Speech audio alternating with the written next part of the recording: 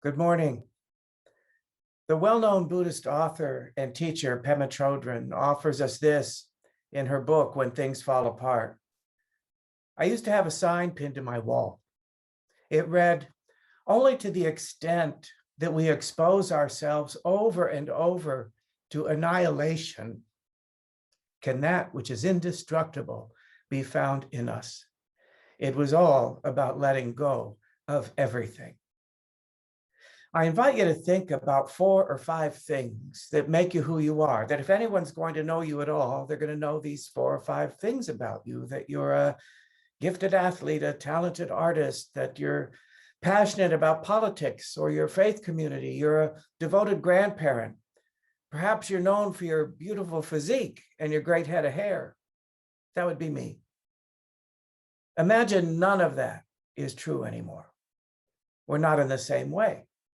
Who would you even be then? Is there even an essential you who dwells beneath all of those labels to which we would attach ourselves, under all those hats we might wear? What's more, is he or she worthy of love? Is he or she capable of giving love? As painful as it may be to entertain those questions, they do reflect a most profound spiritual journey through loss, toward essence, if you will, that which is indestructible. It's a journey that so many cancer patients must take in a compressed, accelerated kind of fashion, watching piece by piece of one's identity slip away. If I'm no longer the super mom who never misses a soccer game or birthday party, who would I even be then? Would I even still be the mom? The thing is, it's a journey we all must take. Life affords us each that guarantee that we will all lose everything, everything that we have, everything that we are, everything that we love. How do we make peace with that? Is it even possible? I sometimes wonder if one measure of success in life might lie within our capacity to come to peace with the inevitability of loss. What's more, might that peace even be a kind of blessing, a kind of gift, giving us a glimpse every now and then to that which is indestructible? The Buddhists would suggest that we should be well practiced at letting go, that holding on, grasping, clinging are sure pathways to suffering. As an illustration, we only have to look at how so many of us are coping with this unfolding pandemic.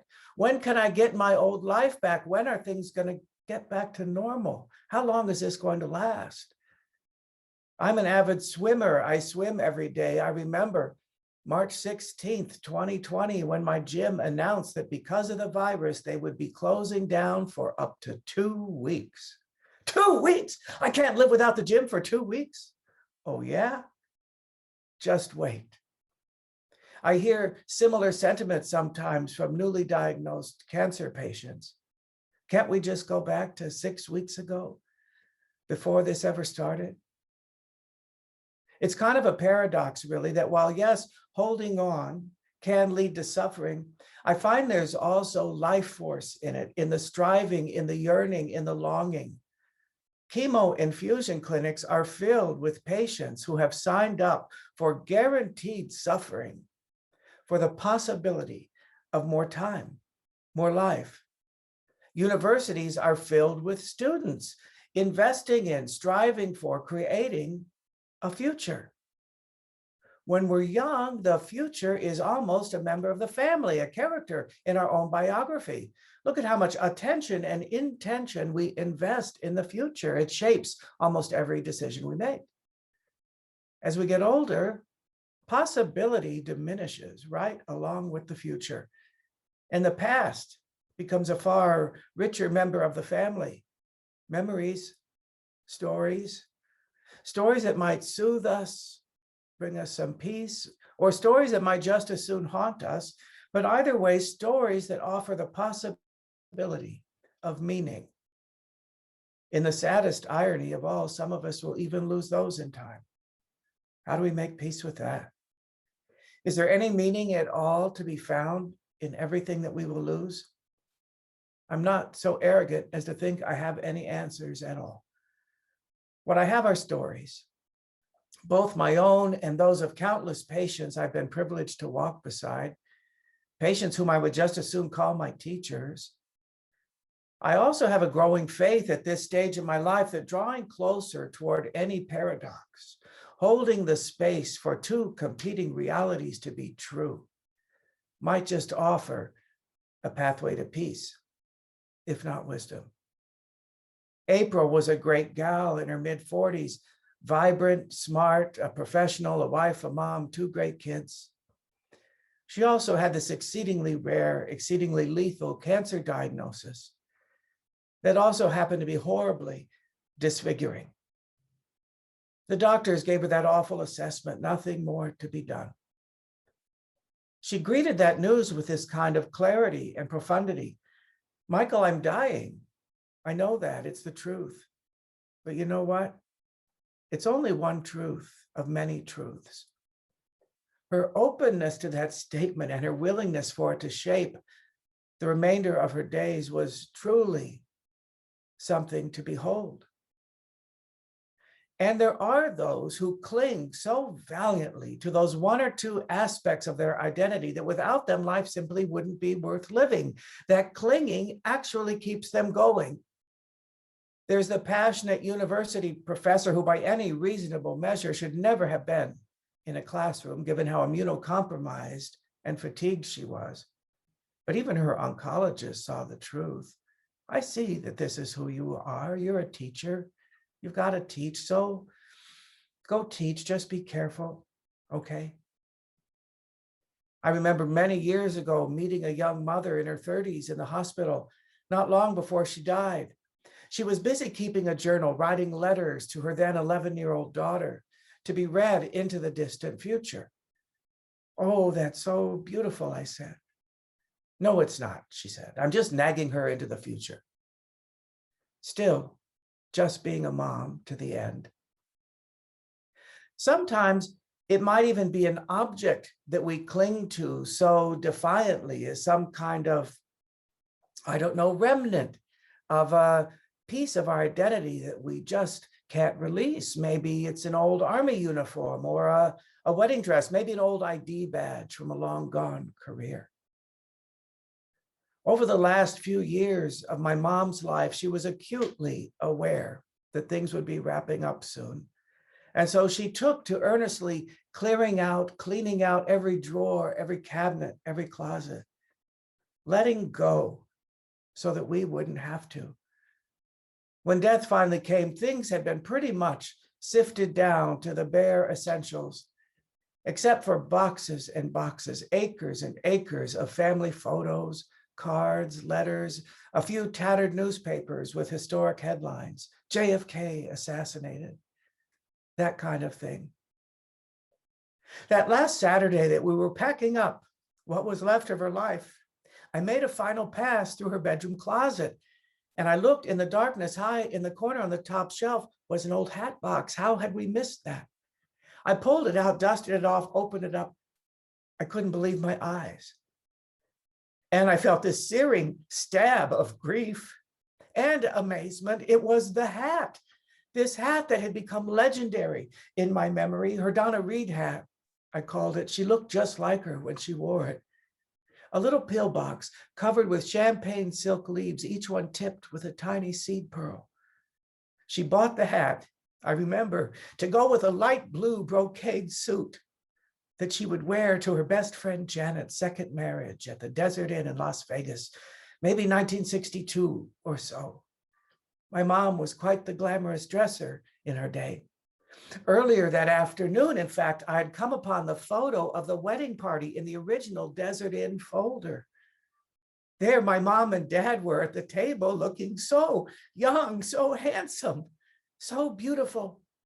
And my mom in that hat, the only one at the table with the hat on. I also knew that under the table were the most stunning pair of pointed toe gold lame stiletto heels. I had always been obsessed with my mom's high heels, surreptitiously trying them on. Even I knew better than not to mess with those. But here it was, the hat. She had kept it. Though we had reminisced often about those times, even about that outfit, she never let on that she had kept the hat. For decades and decades and decades, after letting go, saying goodbye to everything and everyone else, she kept that hat. Why? Did she need it as some kind of touchstone, as proof that that time had been real, that that part of her still existed because that hat was there in the closet? Unwilling to surrender that one souvenir of herself. It leaves me to wonder, what object might I cling to for no sensible reason, as some kind of placeholder for some version of myself I will always want to claim as a part of me? I don't know. David Foster Wallace says, everything I let go of has my claw marks on it. And there are those who adapt quite well to the loss, adapting to a new identity or finding a new version of the old one. I had so many wonderful conversations with Randy over the last few years of his life. He was in his mid-50s, advanced colon cancer. Not long before he died, I was walking him out of the clinic, and we were still chatting when we got out in the hallway. And up walks another patient, gingerly making her way to the front door. She's on a walker. Randy says, "Just a minute, Michael." And he goes and he holds the door for her with a big smile on his face. "There you go, sweetheart." He came back to me and he said, "You see, Michael, the way I see it, that's my job now, to be kind. That's what I do." Now, Randy's professional life was one that had been animated by intense financial pressures and competition, commercial real estate. It had all been refined and distilled now, down to that as one who shows kindness. Cancer had robbed him of so much, but it didn't take away that career opportunity. It didn't take away that place to still find meaning.